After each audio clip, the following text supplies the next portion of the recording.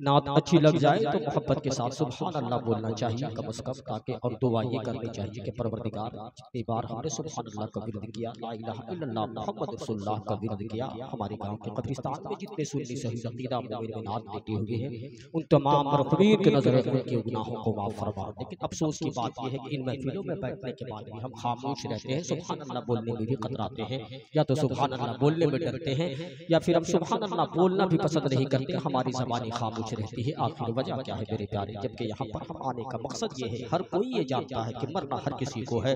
आज जनाब डॉक्टर सिराज साहब चले गए, कल हमारी बारी है, ये सबको पता है, मगर आप ये समझते हैं कि हमें क्या मतलब है। मगर मैंने कहा सिर्फ 15 से 20 मिनट में सिर्फ मैं आपको आईना दिखाना चाहता हूँ, इसलिए कि हर एक के चेहरे को देखने के बाद दूसरे के चेहरे में हमें बुराई बड़ी तेजी के साथ नजर आती है, मगर इंसान कभी आईने के सामने खड़ा होकर अपना चेहरा भी देख लिया करे, तब उसे समझ में आएगा कि हम कितने पानी में हैं। हम ये समझते हैं कि जन्नत तो मेरे बाप की ठेकेदार है, जन्नत तो मेरी जागीर है, मरने के बाद तो हमें जन्नत ही जाना है। मगर मुझे पता नहीं है क्या दुनिया के किसी खित्ते में जाओ, दुनिया के किसी कोने में जाओ, उत्तर प्रदेश चले जाओ, मुसलमान के नाम पर मारे तुम जा रहे हो।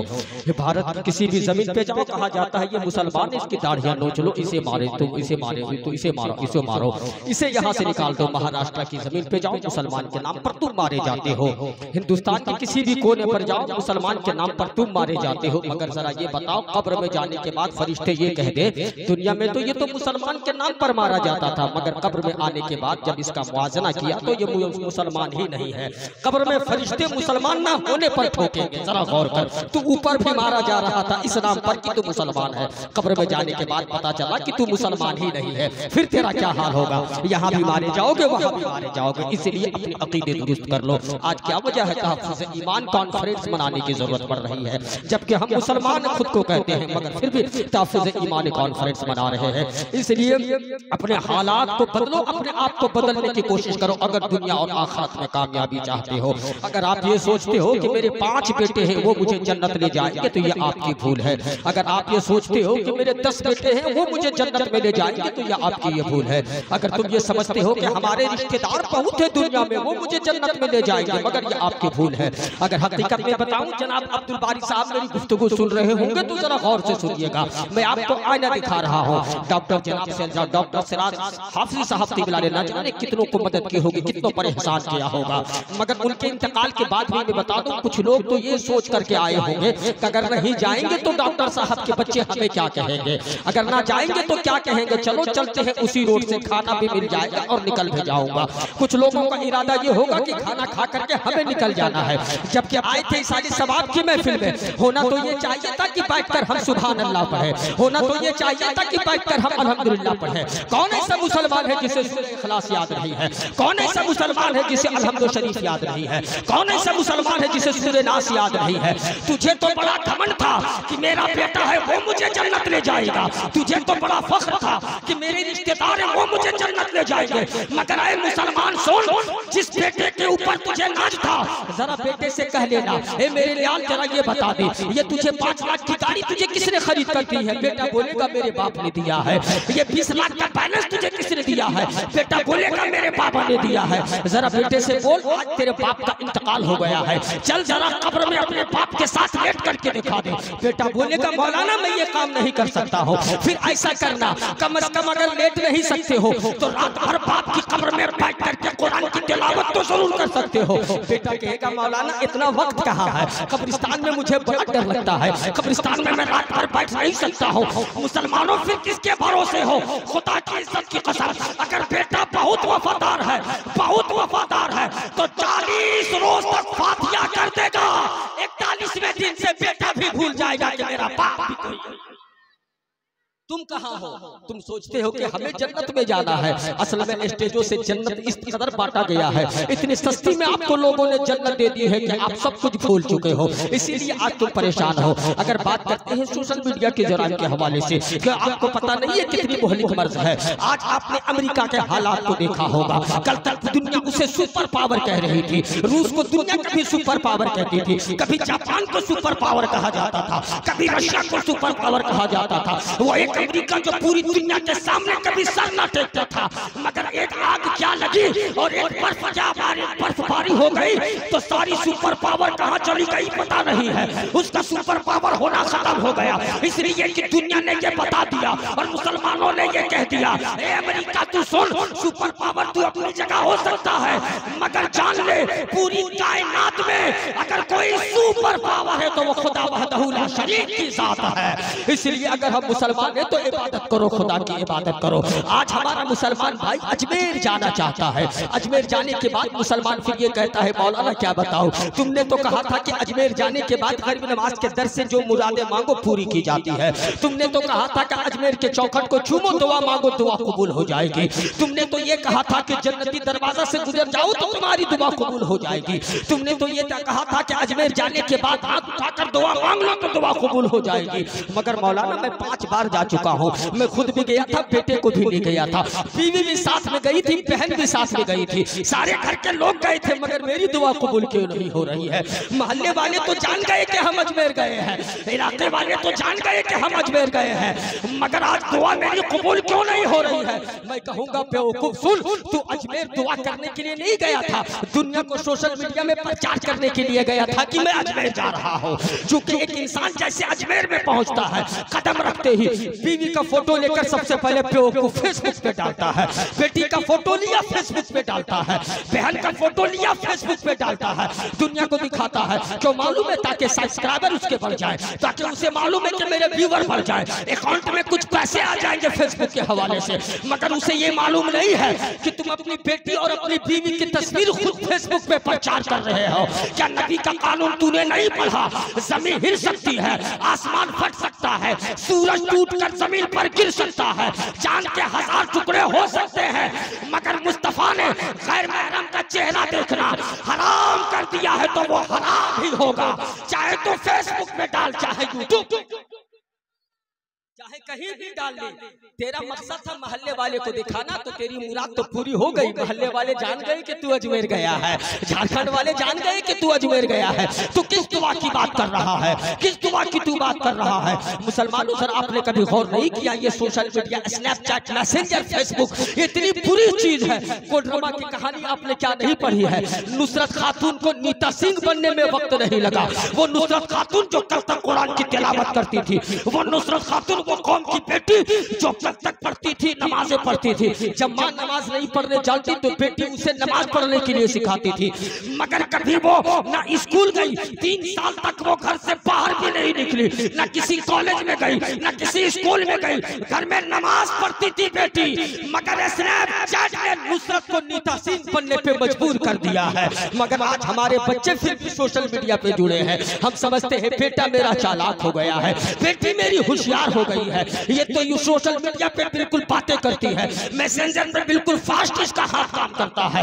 मगर याद रख, एक दिन कहीं ऐसा ना हो कि तेरी बेटी भी ईमान का दामन छोड़ दे और जाकर कुफरिस्तान में दम तोड़ने पे मजबूर हो जाए। इसलिए सोशल मीडिया से अपने बच्चों को दूर करो। अगर कामयाबी चाहते हो, बच्चों के सीने में माँ बाप की मोहब्बत को पैदा करो, बच्चों के सीने में अल्लाह और उसके रसूल की मोहब्बत को पैदा करो, बच्चों के सीने में अहले बैत की मोहब्बत को पैदा करो, तब तेरी जिंदगी कामयाब होगी। मगर तू समझता है नहीं, मौलाना का हाथ चूम लिया है मैं तो जन्नती हो गया हूँ, हमने किसी शायर का हाथ चूम लिया है मैं तो जन्नती हो गया हूँ, नमाज पढ़ने की क्या जरूरत है? पीर साहब का हाथ हमने चूम लिया है, हम जन्नती हो गए हैं, अब नमाज पढ़ने की क्या जरूरत है? फिर यही मुसलमान कुत्तों की तरह सड़कों पे भौंकेगा। ए परवरदिगार तेरे रहमो करम के मोहताज है, ए मौला संभल की जमीन पे हम मारे जा रहे हैं, तू रहम क्यों नहीं करता है? यूपी के जमीन पे हम मारे जा रहे हैं, तू रहम क्यों नहीं करता है? झारखंड के जमीन पर मोब लिंचिंग हमारी हो रही है, ए मौला तेरा करम कहाँ गया है? ए परवरदिगार कभी अजमेर को गिराने की बात करते हैं, तेरा रहमो करम का इंसाफ कहाँ है? ए मौला तू कहाँ है? परवरदिगार हम सताए जा रहे हैं, तू कहाँ है? मस्जिद में आजाने बंद करने की बात कही जा रही, तू कहाँ है? हमें नमाज पढ़ने पे रोका जा रहा है, तू कहाँ है? मैं मुसलमानों से पूछना चाहता हूँ, जोहर खुदा को तलाश करने वालों और खुदा की रहम की भीख मांगने वाले मुसलमान, जोहर की आजान हो रही थी उस वक्त तू कहाँ था? असर की आजान हो रही थी उस वक्त तू कहाँ था? मगरिब की आजान हो रही थी उस वक्त तू कहाँ था? इशा की आजान हो रही थी उस वक्त तू कहाँ था? फजर की आजान हो रही थी उस वक्त तू कहाँ था? जोहर के वक्त या तो तू किसी शराब खाने में था, असर के वक्त या तो तू किसी जुए खाने में था, मगरिब के वक्त या तो तू बाजारों में गैर महरम के चेहरे देख रहा था। तो हरामकारी तो तू शुरू से कर रहा है। फिर जरा ये बता, जुल्म तेरे साथ नहीं होगा तो किसके साथ होगा? फिर सताया तू नहीं जाएगा तो किसके साथ जाएगा? इसलिए माँ बाप का अदब करो। माँ बाप ने बचपन से जो पैगाम सिखाया है उस पे अमल करो। इसलिए मुस्तफा ने ये नहीं कहा कि जन्नत किसी आलिम के कदमों के नीचे है। मुस्तफा ने ये नहीं कहा कि जन्नत किसी शायर के कदमों के नीचे है। मुस्तफा ने ये नहीं कहा जन्नत किसी पीर के कदमों के नीचे है। नबी ने ये नहीं कहा। मुस्तफा कहते हैं, ए कौम के लोगों सुन लो, ए मेरे उम्मतियों सुन लो, जन्नत किसी के कदमों के नीचे नहीं, बल्कि जन्नत तुम्हारी माँ के कदमों के नीचे है। इसलिए जरा गौर कर, आज हम कहाँ जा रहे हैं? अखलाक से गिर चुके हैं, हमारा कैरेक्टर गिर चुका है, हम बदल चुके हैं। अगर गरीब नवाज की मोहब्बत की बात करूं और शायद की मोहब्बत बात करूं तो अपने पीर से कैसी मोहब्बत होनी चाहिए, एक वाकया पेश करूंगा, 5 से 7 मिनट में अपनी जगह लेता हूं। सरकारी गरीब नवाज की जात है, वो सरकारी गरीब नवाज जिसे दुनिया सुल्तान हिंद कहती है। सरकारी गरीब नवाज बात नमाज असर अपने खानकाह में बैठकर आंसू बहाया करते थे। इतना रोते कि हिचकियां बन जाती थी। एक दिन मोहल्ले में एक बच्चा आया, जो बच्चा कहीं पर पढ़ा करता था, तालीम हासिल करता था, बच्चा एजुकेटेड था, बच्चा इल्म हासिल करने के लिए अपने शहर से दूर रहता था। बच्चा आया, गांव घूमने के लिए निकल गया कि चलो चलते हैं अम्मी जान जरा अजमेर की गलियों में घूमते हैं। बच्चा मुसलमान नहीं था, नबी के दीन से उसे कोई मतलब नहीं था, नबी का कलमा भी नहीं पढ़ता था। मगर जब भी अजमेर के बगल से सरकारी गरीब नवाज के खानकाह के बगल से गुजरता तो सरकारी गरीब नवाज को रोते हुए देखता, हिचकियां लेते हुए देखता।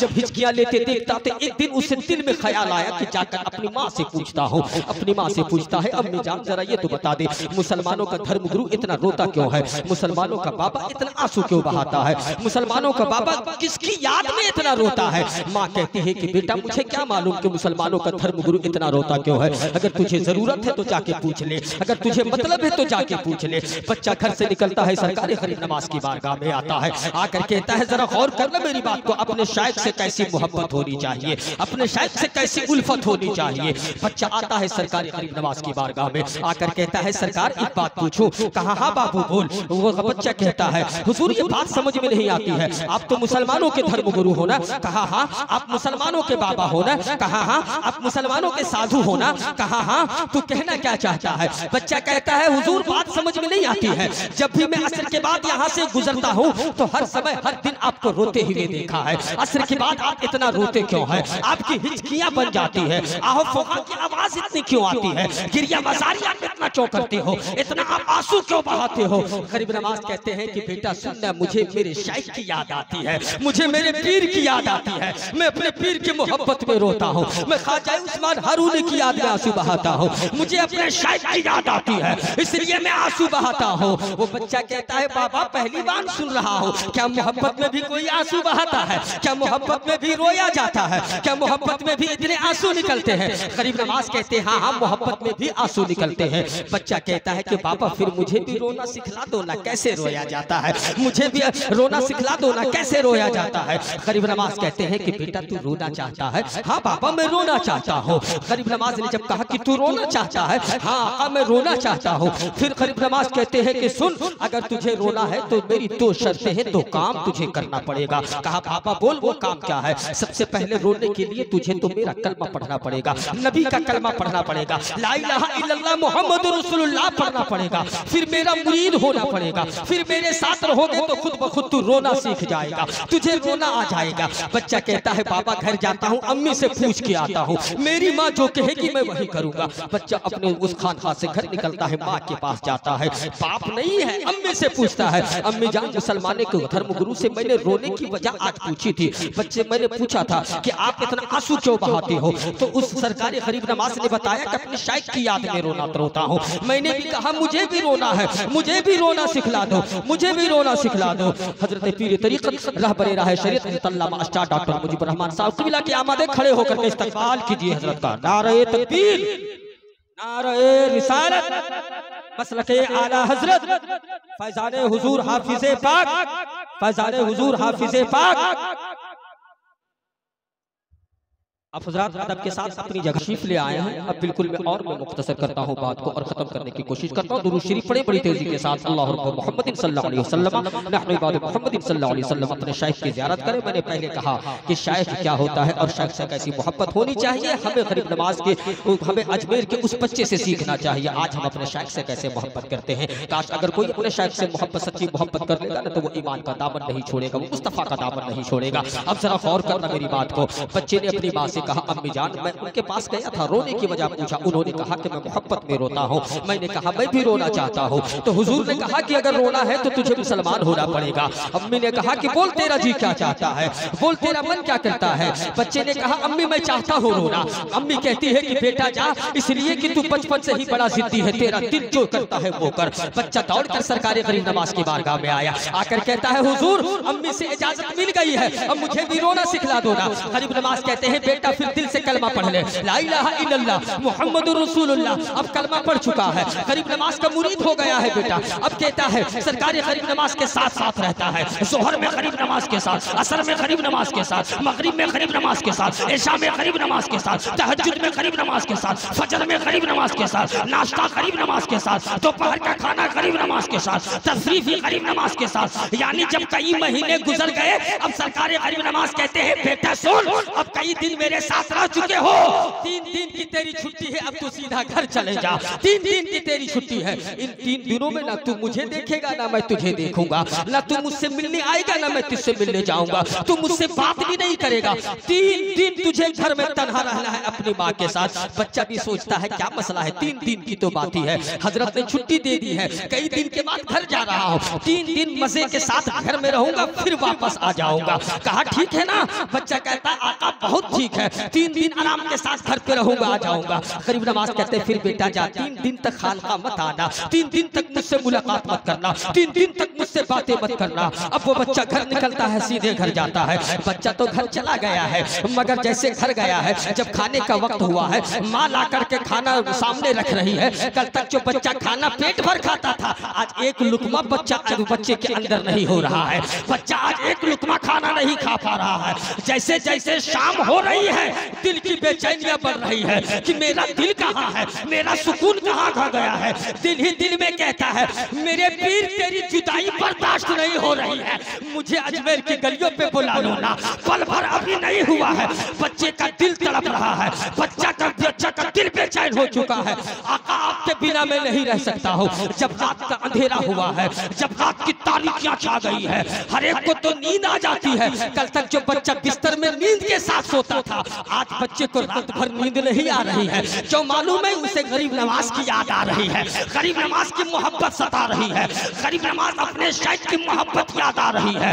इतना तड़प रहा है कि अपने छप्पर पे एक कोने पे बैठकर बेटा सिसकियां ले रहा है, बेटा आंसू बहा रहा है, बेटा रो रहा है और दिल दिल में अपने भर्राई सी आवाज निकाल करके कहता है गरीब नवाज अब तो मुझे बुला लो, आपके बिना मैं नहीं रह सकता हूँ, आपके बगैर चैन नहीं है। माँ इसके सिसकने की आवाज, बच्चे के सिसकने की आवाज जब माँ के कान में जाती है तो माँ माँ होती है। रात के अंधेरे में उठकर देखती है कि बेटा मेरा रो रहा है, बाबू मेरा सोया नहीं है, बेटा मेरा आंसू क्यों बहा रहा है।